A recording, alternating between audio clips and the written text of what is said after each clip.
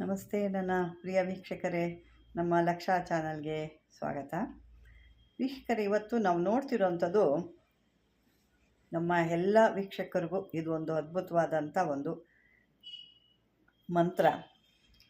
ಯಾಕೆ ಅಂತಂದರೆ ನಮ್ಮ ಹತ್ರ ಯಾವುದಾದ್ರೂ ಒಂದು ತಂತ್ರ ಮಂತ್ರ ಇರಬೇಕು. ಯಾಕೆ ನಾವು ಎಲ್ಲೋ ಒಂದು ಹೊರಗಡೆ ಹೋಗ್ತೀವಿ, ಯಾವುದೋ ಒಂದು ಕೆಟ್ಟ ಜಾಗ ಇರುತ್ತೆ ಅಥವಾ ಯಾವುದೋ ಒಂದು ತೊಂದರೆ ಅನ್ನೋದು ನಮಗೆ ಇರುತ್ತೆ. ಅಂಥದ್ದನ್ನೆಲ್ಲ ಒಂದು ಪರಿಹಾರ ಮಾಡೋಳು ಈ ದುರ್ಗೆ, ಮಹಾಕಾಳಿ, ಮಹಾಲಕ್ಷ್ಮಿ, ಮಹಾಸರಸ್ವತಿ ಅಂತ ಏನು ಹೇಳ್ತೀವಿ. ಆ ರೀತಿಯಾದ ಒಂದು ನಮ್ಮ ಕಷ್ಟವನ್ನು ತೊಲಗಿಸುವಂಥ ಆ ದುರ್ಗಾದೇವಿ. ಈ ದುರ್ಗಾದೇವಿನ ನಾವು ಸಿದ್ಧಿ ಮಾಡಿಟ್ಕೋಬೇಕು. ಯಾವ ರೀತಿ ಸಿದ್ಧಿ ಮಾಡ್ಕೋಬೇಕು? ನಮಗೆ ಯಾವುದಾದ್ರೂ ಒಂದು ತೊಂದರೆ ಎದುರಾಗ್ತಿದೆ ಅಂದಾಗ ಒಂದು ಮುನ್ನೆಚ್ಚರಿಕೆಯನ್ನು ಕೊಡ್ತಾರೆ ಇವರು. ಆ ರೀತಿ ನಮಗೆ ಬೇಕು ಅಂದಾಗ ನಾವೇನು ಮಾಡಬೇಕು, ಇವನ್ನ ಸಿದ್ಧಿ ಮಾಡಿ ಇಟ್ಕೊಂಡಾಗ ಯಾವುದೋ ಒಂದು ತೊಂದರೆ ಇರ್ಬೋದು, ಅಪಘಾತ ಇರ್ಬೋದು, ಬೇರೆ ಬೇರೆ ಮುಂದೊಂದು ಜನಗಳ ಒಂದು ಅಪಾಯ ಇರ್ಬೋದು, ಅದನ್ನು ಅವರು ಮುನ್ನೆಚ್ಚರಿಕೆ ನಮಗೆ ಸೂಕ್ಷ್ಮ ತೋರಿಸ್ತಾರೆ. ಹಾಗಾಗಿ ಇಂಥವನ್ನೆಲ್ಲ ನಾವು ಇಟ್ಕೊಂಡಾಗ ನಮ್ಮ ಕಷ್ಟಗಳು ಪರಿಹಾರ ಆಗುತ್ತೆ. ಯಾಕೆಂದರೆ ದೇವತೆಗಳು ನಾವು ಮಂತ್ರಗಳು ಹೇಳಿ ನಮ್ಮ ಶಕ್ತಿಗೆ ಒಂದು ತುಂಬಿಕೊಂಡಾಗ ಅದೇ ಸಾಕು. ಯಾವುದೇ ಬಂದರೂ ನಮ್ಮನ್ನು ಅದು ಆ ಒಂದು ಕಷ್ಟದಿಂದ ನಮಗೆ ಪಾರು ಮಾಡುತ್ತೆ.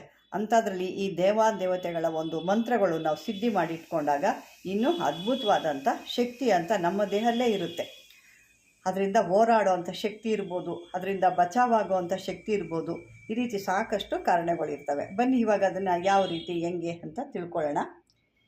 ಇದನ್ನು ಒಂದು 10,000 ಮಾಲೆಗಳು ನೀವು ಇದನ್ನು ಮಾಡ್ಕೋಬೇಕು, ಹೇಳ್ಕೋಬೇಕಾಗುತ್ತೆ. ಮಂತ್ರ ಭಾಳ ಚಿಕ್ಕದಿದೆ, ಏನು ದೊಡ್ಡದೇನಿಲ್ಲ. ಒಂದು ದಿವಸದಲ್ಲೇ ಕೂಡ ನೀವು 10,000 5,000 ಕೂಡ ಹೇಳ್ಕೋಬೋದು. ಅಷ್ಟು ಚಿಕ್ಕದಾಗಿರುವಂಥ ಮಂತ್ರ ಇದು. ಹಾಗಾಗಿ ಇದನ್ನು 21 ದಿವಸ ಕಂಟಿನ್ಯೂಸ್ ಆಗಿ ಇದನ್ನು ಮಾಡಬೇಕು. ಯಾವುದೇ ಇದರಲ್ಲಿ ಅರ್ಧ ಮಾಡೋದು, ಅರ್ಧ ಬರ್ಧ ಬಿಡೋದು, ಇನ್ನೊಂದು ದಿವಸ ಮಾಡ್ತೀನಿ ಅನ್ನೋದು ಮಾಡಿದ್ರೆ ಮತ್ತೆ ಅದು ಯಾವುದೇ ರೀತಿ ಸಿದ್ಧಿ ಆಗೋಲ್ಲ.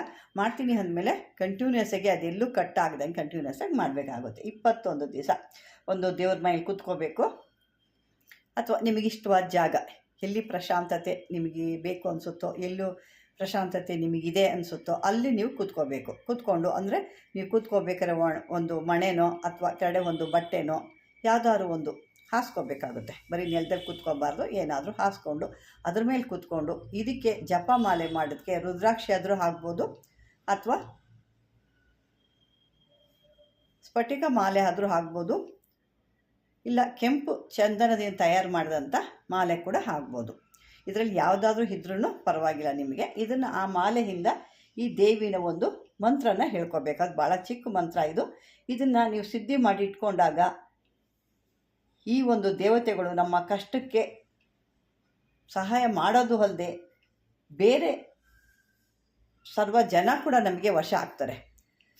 ದೇವತೆಗಳೇ ನಮ್ಮ ಕಷ್ಟಕ್ಕೆ ಬರ್ತಾರೆ ಅಂದಮೇಲೆ ಅವರು ಕೂಡ ನಮಗೆ ಜನಗಳು ಕೂಡ ವಶ ಆಗ್ತಾರೆ. ಅಂಥ ಅದ್ಭುತವಾದಂಥ ಮಂತ್ರ ಇದು.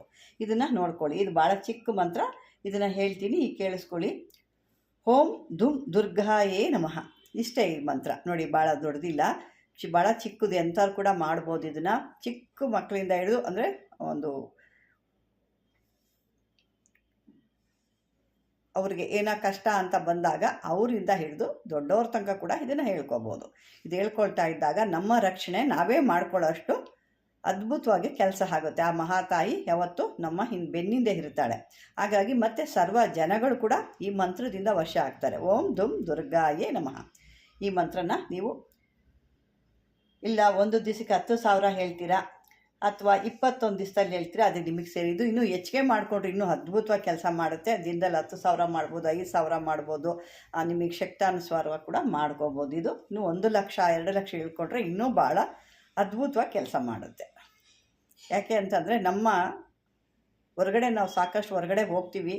ಯಾವುದೋ ಕೆಲಸಗಳ ಮೇಲೆ ಹೋಗಿದಾಗ ನಮಗೆ ಯಾವುದೇ ಅಪಘಾತಗಳಾಗಲಿ, ಯಾವುದೇ ತೊಂದರೆಗಳಾಗಲಿ, ಯಾವುದೇ ಒಂದು ಮಾಟ ಮಂತ್ರ ತಂತ್ರ ದುಷ್ಟಶಕ್ತಿಗಳಾಗಲಿ ಯಾವುದೂ ನಮ್ಮ ಹತ್ರ ಸುಳಿಯೋದಿಲ್ಲ. ಯಾವುದಾದ್ರೂ ಆ ರೀತಿ ಈ ದೇವಿ ಈ ಮಂತ್ರ ಹೇಳ್ಕೊಳ್ತಾ ಇದ್ದಾಗ ಆ ರೀತಿ ಯಾವುದಾದ್ರೂ ನಮಗೇನೋ ತೊಂದರೆ ಆಗ್ತಾ ಇದೆ, ಬರುತ್ತಾ ಇದೆ ಅನ್ನೋ ಟೈಮಲ್ಲಿ ಈ ಒಂದು ದೇವತೆಗಳು ನಾವೇನು ಸಿದ್ಧಿ ಮಾಡ್ಕೊಂಡಿರ್ತೀವಿ, ಆ ದೇವತೆಗಳು ಕೆಲವು ಸೂಕ್ಷ್ಮಗಳನ್ನು ಕೊಡ್ತಾರೆ. ಆ ಸೂಕ್ಷ್ಮಗಳು ಕೊಟ್ಟಾಗ ನಾವು ತಕ್ಷಣ ಎಚ್ಚೆತ್ಕೊತೀವಿ. ಏನೋ ನಮ್ಮ ಮನಸ್ಸಿಗೆ ಅನಿಸುತ್ತೆ, ಏನೋ ಆಗುತ್ತೆ, ಏನೋ ನಡೀತಾ ಇದೆ, ಏನೋ ಆಗುತ್ತೆ ಇವತ್ತು ಅನ್ನೋದು. ಕೆಲವ್ರಿಗಂತೂ ಕೆಲವ್ರು ಮುಖ ನೋಡಿದಾಗೆ ಹೇಳ್ತಾರೋ ಇವ್ರಿಗೇನೋ ಆಗುತ್ತೆ, ಕೆಲವರು ಸಾವು ಕೂಡ ಗೊತ್ತಾಗುತ್ತೆ. ನಾನು ಸಾಕಷ್ಟು ಜನ ಕೂಡ ಕೇಳಿದ್ದಾರೆ, ಹಿಂಗಾಗುತ್ತೆ ನಮಗೆ ಅಂತ ಅಂದ್ಬಿಟ್ಟು. ಆ ರೀತಿ ಕೂಡ ಅವರ ಒಂದು ಜೀವನದ್ದು ಕೂಡ ಅವ್ರಿಗೆ ಗೊತ್ತಾಗುತ್ತೆ. ಆ ರೀತಿ ಅಂದರೆ ಆ ರೀತಿ ಸಿದ್ಧಿ ಮಾಡಿಟ್ಕೋಬೇಕು. ನಾವೇನು ಮಾಡ್ತೀವಿ, ಇಷ್ಟೇ ಸಾಕು ಅಷ್ಟೇ ಸಾಕು ಮಂತ್ರಗಳು ಇಷ್ಟೊಂದು ಯಾರು ಹೇಳ್ತಾರಪ್ಪ ಅಂತ ಹೇಳ್ತೀವಿ. ಆ ರೀತಿ ಮಾಡಬಾರ್ದು. ಇದು ಲಕ್ಷಾಂತರ ಗಟ್ಟಲೆ ಹೇಳ್ಕೊಂಡ್ರು ಕೂಡ ನಿಮ್ಗೆ ಅದ್ಭುತವಾದಂಥ ಒಂದು ಈ ಮಂತ್ರ ಅನ್ನೋದು ನಿಮಗೆ ಸಿದ್ಧಿ ಆಗುತ್ತೆ. ಅದೇ ರೀತಿ ನಿಮ್ಮ ದೇಹ ರಕ್ಷಣೆ ಕೂಡ ಆಗುತ್ತೆ, ಮತ್ತು ಜನ ವರ್ಷ ಕೂಡ ಆಗ್ತಾರೆ. ನೋಡಿ ಅಲ್ವಾ, ಎಷ್ಟು ಅದ್ಭುತ ಇದೆಯಲ್ವಾ ಈ ಒಂದು ಓಂ ಧುಮ್ ದುರ್ಗಾಯೇ ನಮಃ ಈ ಒಂದು ಮಂತ್ರದಲ್ಲಿ. ಅಷ್ಟು ಅದ್ಭುತವಾದಂಥ ಒಂದು ಶಕ್ತಿ ತುಂಬಿದೆ ತಾಯಿ. ಇದು ಅಷ್ಟು ಒಂದು, ಯಾಕೆಂದರೆ ಆ ತಾಯಿನೇ ನಮ್ಮ ಜೊತೆ ಇರೋಷ್ಟು ನಮಗೆ ಒಂದು ಶಕ್ತಿ ಬರುತ್ತೆ. ವೀಕ್ಷಕರೇ, ಈ ಒಂದು ಮಂತ್ರ ಸಿದ್ಧಿ ಮಾಡ್ಕೊಳ್ಳಿ, ಪ್ರತಿಯೊಂದಕ್ಕೂ ಆಗುತ್ತೆ. ಕೆಲವ್ರು ಕೇಳ್ತಾ ಇದ್ರಿ, ಓಂ ಚಾಮುಂಡಾಯ ವಿಚ್ಚಯೇ ಸ್ವಹ, ಅದು ಒಂದಕ್ಕೆ ಬರುತ್ತೆ ಇನ್ನೊಂದಕ್ಕೆ ಬರಲ್ಲ, ಅದಕ್ಕೆ ಬರಲ್ಲ, ಇದಕ್ಕೆ ಸಾಕಷ್ಟು ಜನ ಬೇರೆ ಬೇರೆ ರೀತಿಯೆಲ್ಲ ರೀಸನ್ ಕೊಡ್ತಾಯಿದ್ರಿ. ಇದು ಚಾಮುಂಡಾಯ ವಿಚ್ಚಯ ಅದು ಬೇಕಾದಷ್ಟು ಇದಕ್ಕೆ ಬರುತ್ತೆ, ಒಂದು ಮಂತ್ರಕ್ಕೆ ಬರುತ್ತಲ್ಲ, ಅದು ಎಷ್ಟೋ ಮಂತ್ರ ಕೂಡ ಅದನ್ನು ಬಳಸು. ಅದೇ ರೀತಿ ಧುಮ್ ದುರ್ಗಾಯೆ ಅನ್ನೋದು ಕೂಡ ಹೇಳ್ಕೊಬೋದು. ಯಾರ ಮನೆಯಲ್ಲಿ ವಿಗ್ರಹ ಇದ್ದರೆ ಅದ್ರ ಕಡೆ ಒಂದು ವೀಳ್ಯದೆಲೆ ಇಕ್ಕಿ ಅದು ಈ ಮಂತ್ರ ಹೇಳ್ಕೊಂಡು ಕುಂಕುಮಾರ್ಚನೆ ಕೂಡ ಮಾಡ್ಬೋದು. ಇಲ್ಲ ಫೋಟೋ ಇದೆ ಅಂದರೂ ಕೂಡ ಆ ಫೋಟೋ ಹತ್ತಿರ ಒಂದು ವೀಳ್ಯದೆಲೆ ಇಕ್ಕಿ ಅದನ್ನು ಕೂಡ ಕುಂಕುಮಾರ್ಚನೆ ಮಾಡ್ಕೋಬೋದು. ಅದನ್ನು ಹೇಳಿ ನೀವು ಹಣೆಯಲ್ಲಿ ಇಟ್ಕೊಂಡು ಹೋಗ್ತಾ ಇದ್ದರೆ ನಿಮಗೆ ಅದ್ಭುತವಾದಂಥ ಒಂದು ಕೆಲಸಗಳಾಗುತ್ತೆ. ಮುಖದಲ್ಲಿ ಒಂದು ಕಾಂತಿ ಅನ್ನೋದು ಬರುತ್ತೆ. ಇದೆಲ್ಲ ಸಾಕಷ್ಟು ಬರುತ್ತೆ. ದೇವ್ರುಗಳ್ನ ನಾವು ಯಾವತ್ತು ಒಂದು ಅವರ ಮಂತ್ರಗಳು ಸಿದ್ಧಿ ಮಾಡ್ಕೊತೀವೋ ನಮ್ಮಲ್ಲೇ ಒಂದು ಅದ್ಭುತವಾದಂಥ ಶಕ್ತಿ ಬಂದ್ಬಿಡುತ್ತೆ, ಮುಖದಲ್ಲೇ ಅದ್ಭುತವಾದಂಥ ಒಂದು ಕಾಂತಿ ಬರುತ್ತೆ. ಇದೆಲ್ಲ ಕೆಲವ್ರು ನೀವು ಮಾಡಿ ನೋಡಿದಾಗೆ ಕೆಲವ್ರಿಗೂ ಗೊತ್ತಿರುತ್ತೆ, ಕೆಲವ್ರಿಗಂತೂ ಅದನ್ನು ಮಾಡಿಕೊಂಡು ಇವಾಗ ಒಂದು ರೀತಿ ಮುಖದಲ್ಲಿ ನಮಗೆ ಆ ಒಂದು ಶಕ್ತಿ ಇದೆ, ಮುಖದಲ್ಲಿ ಒಂದು ಕಾಂತಿ ಇದೆ ಅನ್ನೋದು ಕೆಲವ್ರು ಮಾಡ್ಕೊಂಡಿರೋರಿಗೆ ಅದು ಗೊತ್ತಿರುತ್ತೆ. ಸಾಕಷ್ಟು ಜನ ಅದು ಮಾಡ್ಕೊಂಡಿರ್ತೀರ.